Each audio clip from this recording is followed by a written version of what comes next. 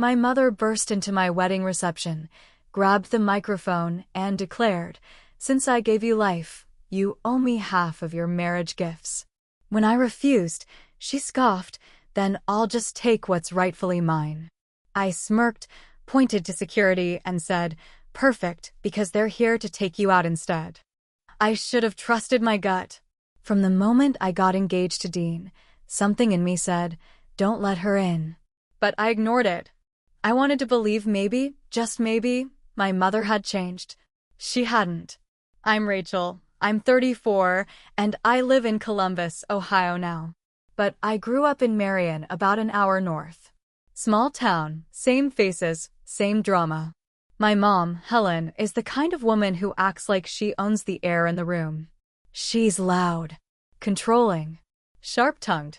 Growing up with her was like walking barefoot on broken glass. You never knew what would cut you next.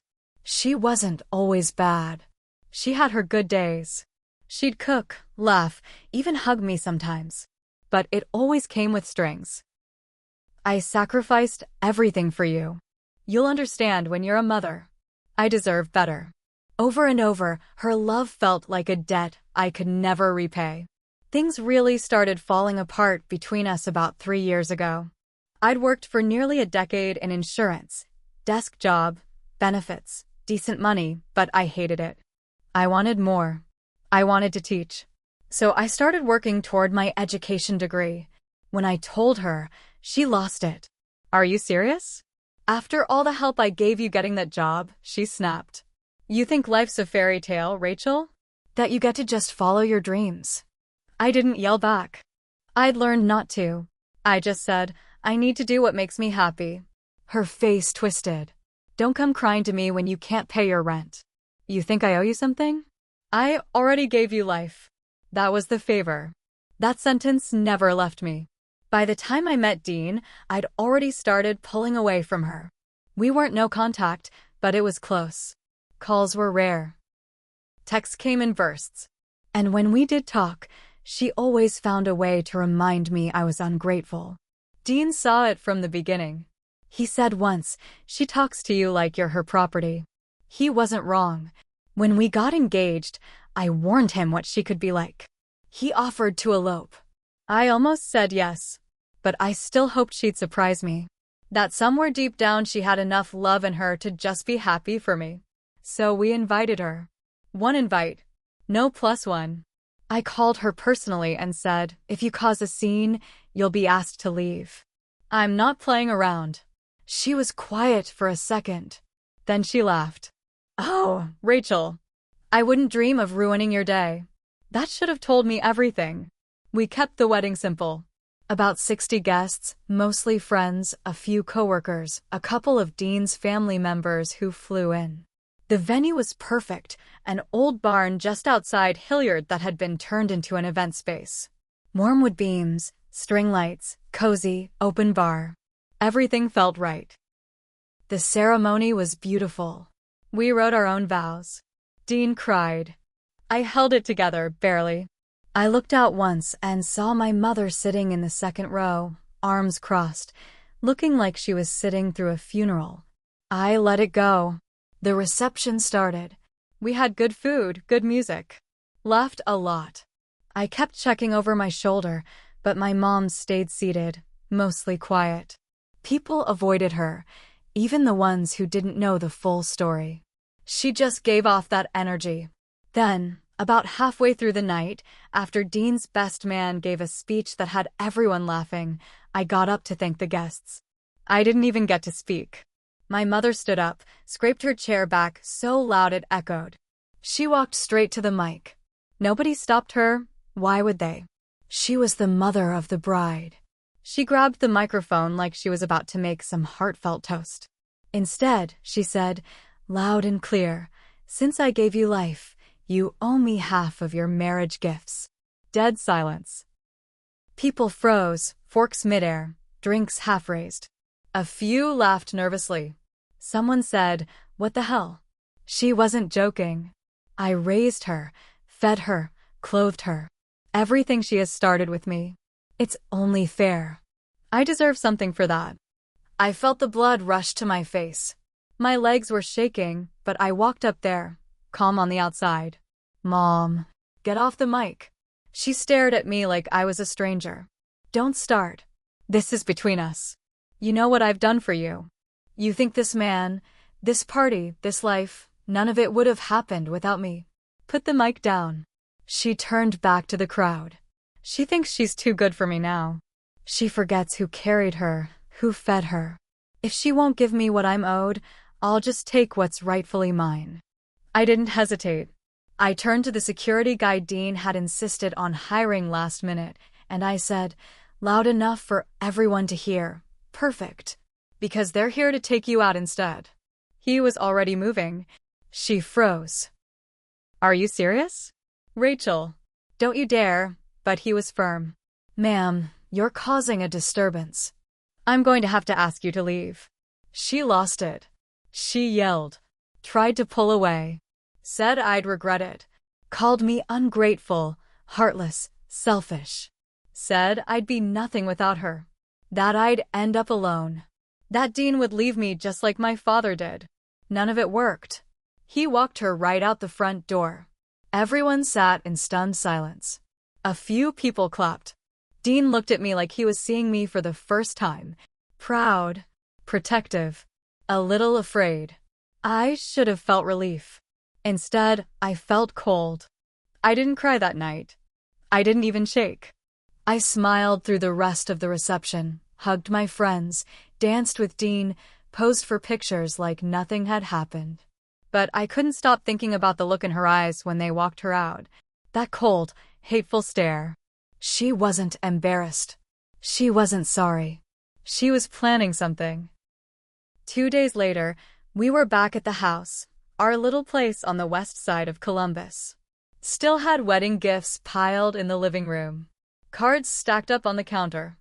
I was sitting on the floor, sorting through envelopes, when Dean called from the kitchen. Hey, you might want to see this. He was holding his phone, reading something. His face had that tight, unreadable look he gets when he's pissed, but trying to stay calm. It was a Facebook post. From my mother. A long, angry rant. Public. Tagged me. Tagged several of my cousins. Even tagged one of my old high school teachers for some reason. She used me. She humiliated me at her wedding. Threw me out in front of everyone after all I did for her. I gave her life. I gave her everything. And she repaid me with security guards. I want the world to see who she really is. She included a photo of me from the wedding, mid-smile, mid-laugh, cropped in so close it felt like she was trying to strip me down. That post exploded. People commented. Some defended me, sure, but others, folks I barely knew or hadn't seen in years, started piling on. She always acted stuck up in school. That she forgot who paid for her first car. What kind of daughter does that to her own mother? Dean wanted to report it. I told him to leave it up. Let people see how she really was. But I did send her a text. Just 6 words. You've gone too far. That's enough. She replied in under a minute. Not even close. That night, we got a knock at the door. I thought it was a delivery. It was my cousin Jenny. She's one of the few relatives I still talk to. She looked shaken. You need to know something, she said, stepping inside. Your mom's been talking, saying you owe her money, that you promised her something. What? She's been telling people you agreed to split the wedding cash, that it was a deal you made and backed out of. That was a lie, a bold one. She also said if you didn't pay up, she'd make sure people stopped trusting you. She brought up your job. That stopped me cold.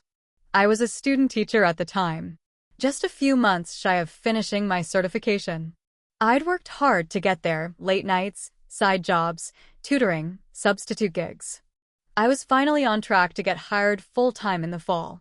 One wrong move could ruin that. Dean paced the kitchen, phone in hand.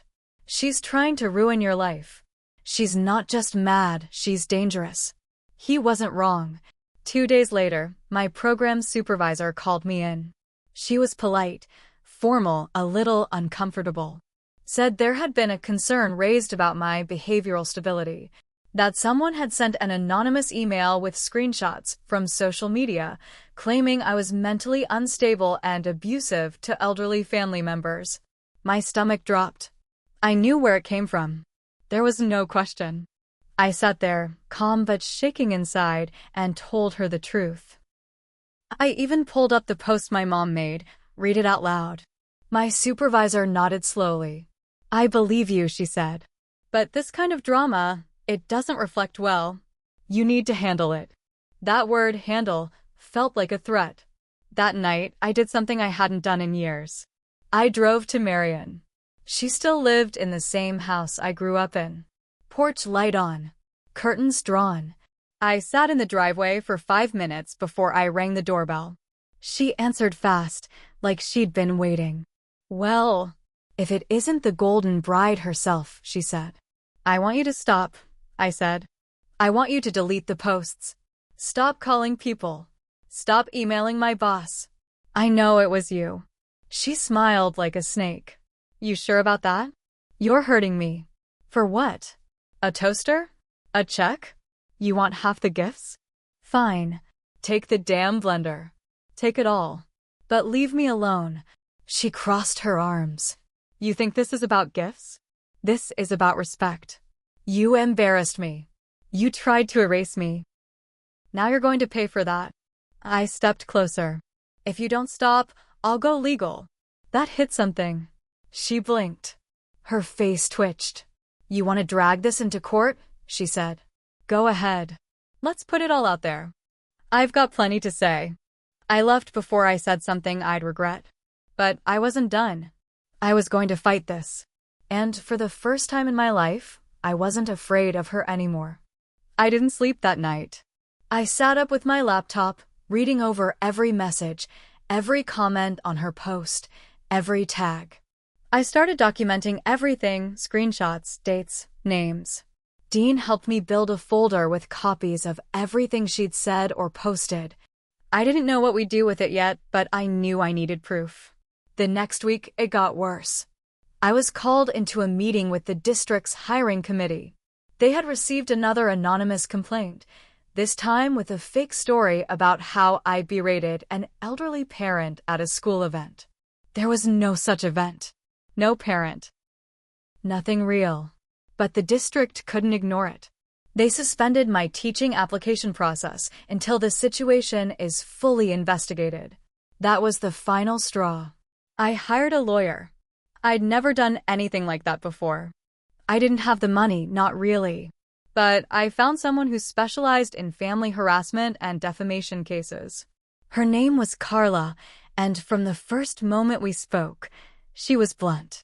"If even half of what you're telling me is true, we can build a harassment case. Might not be criminal yet, but it can be civil." Dean and I scraped together the retainer fee. Carla helped me draft a cease and desist letter. We sent it to my mother's house. Certified mail. Tracked. Signed for. My mom didn't respond. Instead, she made another post. "She's trying to silence me with lawyers now." Typical narcissist move. But the truth will come out. This time, something was different. People started turning on her. An old neighbor replied, "Helen, this is going too far."